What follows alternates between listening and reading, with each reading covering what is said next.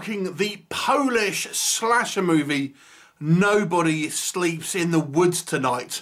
Of course, that is the English translation. I will not embarrass myself by trying to pronounce the Polish original translation of it, because no one wants to see that. And this is directed, although I will try and say the director here, Bartosz Kowalski, who also co-wrote this.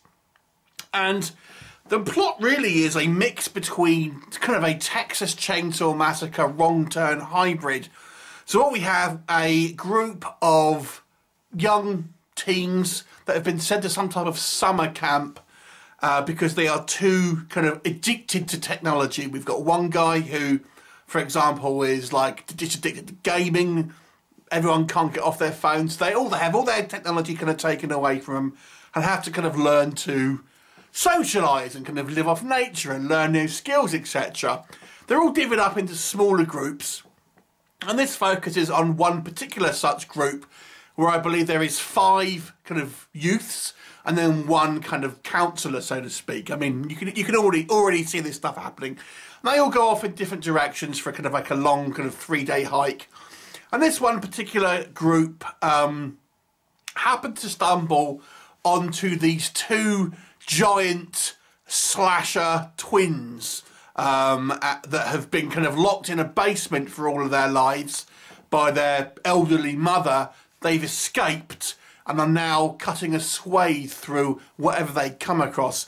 And not only that, these twins seem to have developed a kind of mutation that kind of essentially gives them pustules and boils all over their body. So it looks pretty gross. And as you'd probably expect, there are lots of violent kills up until the end.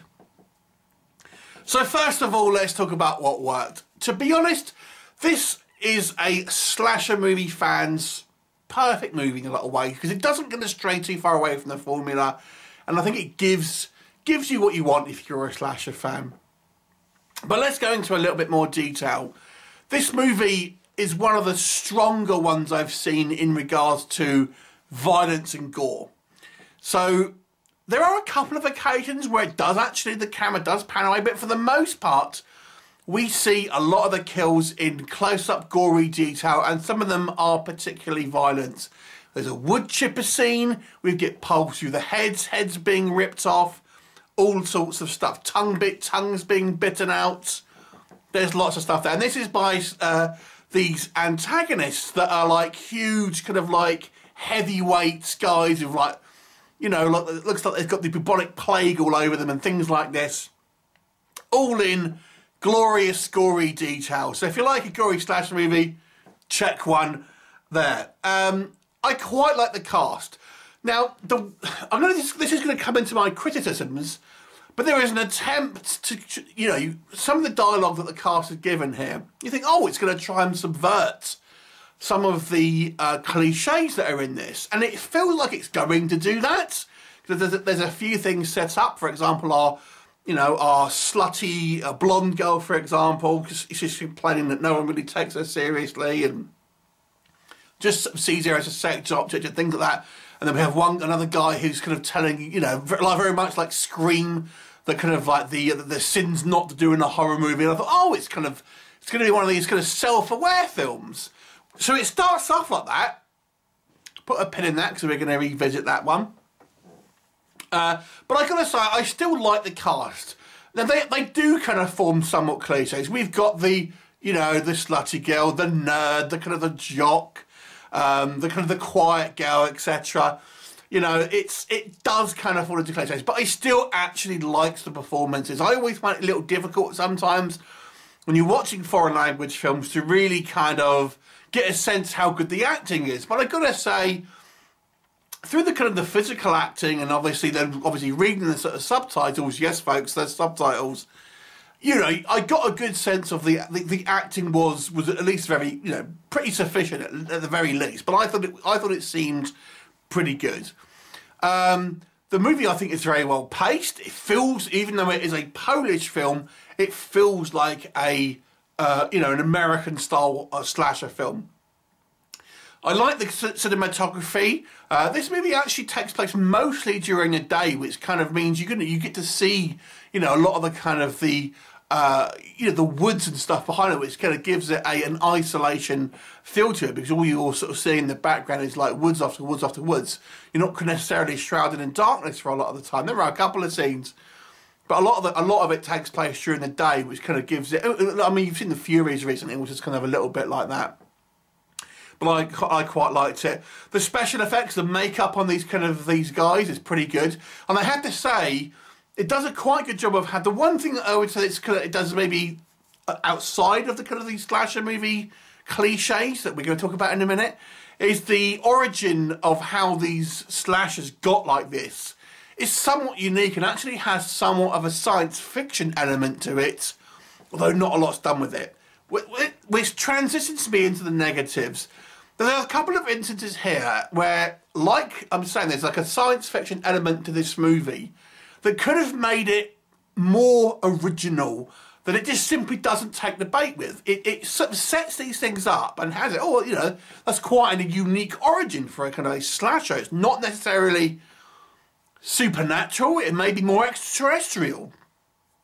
But then it's just dropped like a hot potato, you know, it just doesn't really do anything with it.